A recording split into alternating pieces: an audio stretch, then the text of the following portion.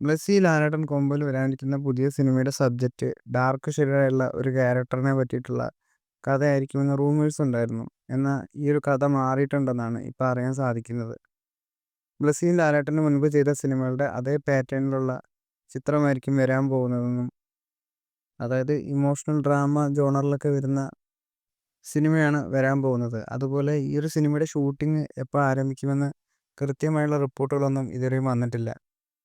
Patriot സിനിമയുടെ പുതിയൊരു teaser അണിയറയിൽ ഒരുങ്ങുന്നുണ്ടെന്നാണ് പറയുന്നത്. 1 മിനിറ്റും 15 സെക്കൻഡുമാണ് ഈ ഒരു ടീസറിൻ്റെ ദൈർഘ്യം. തുടക്കം സിനിമയിൽ ഇനി ലാലേട്ടന് 2-3 ദിവസത്തെ ഷൂട്ടിംഗ് മാത്രമാണ് ബാക്കിയുള്ളത്. അതുപോലെ തുടക്കം സിനിമയുടെ മുഴുവൻ ചിത്രീകരണം ഫെബ്രുവരിയിൽ അവസാനിക്കും. L365 ഈ ഒരു സിനിമയുടെ ഷൂട്ടിംഗ് ഈ മാസം 23-ാം തീയതി തുടങ്ങും.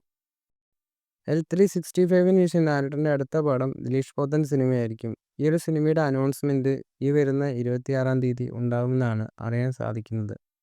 26-ാം തീയതി ആശീർവാദിൻ്റെ ആനിവേഴ്സറി കൂടി ആയതുകൊണ്ട് തന്നെ അന്ന് തന്നെ ഈ ഒരു സിനിമയുടെ അനൗൺസ്മെൻറ്റ് വരാനാണ് ചാൻസ്.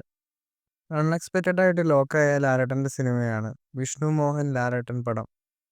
ഗോകുലം മൂവീസാണ് ഈ ഒരു സിനിമ പ്രൊഡ്യൂസ് ചെയ്യുന്നത്. ഈ ഒരു സിനിമയുടെ പ്രീ പ്രൊഡക്ഷൻ വർക്കുകളൊക്കെ നിലവിൽ സ്റ്റാർട്ട് ചെയ്തിട്ടുണ്ട്.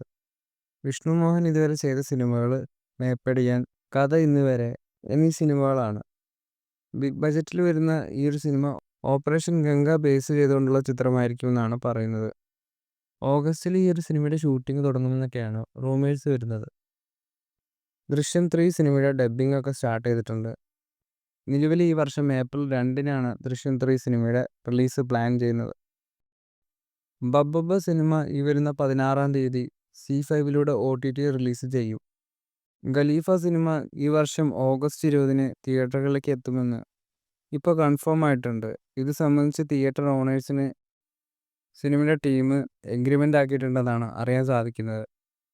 ഖലീഫ സിനിമയുടെ പാർട്ട് 1-ൽ ലാലേട്ടൻ ക്യാമിയോ റോളിൽ എത്തുന്നുണ്ട്. അതുപോലെ സിനിമയുടെ പാർട്ട് 2-ലാണ് ലാലേട്ടൻ്റെ മാമ്പർക്കൽ അഹമ്മദ് അലി എന്ന ക്യാരക്ടറിൻ്റെ മുഴുവൻ സ്റ്റോറി കാണിക്കാൻ പോകുന്നത്. അതായത് ആ ഒരു ക്യാരക്ടറിൻ്റെ സ്പിൻ ഓഫ് സിനിമ. കൂടുതൽ ലാലേട്ടൻ സിനിമകളുടെ അപ്ഡേറ്റുകളുമായി മറ്റൊരു വീഡിയോയിൽ കാണാം.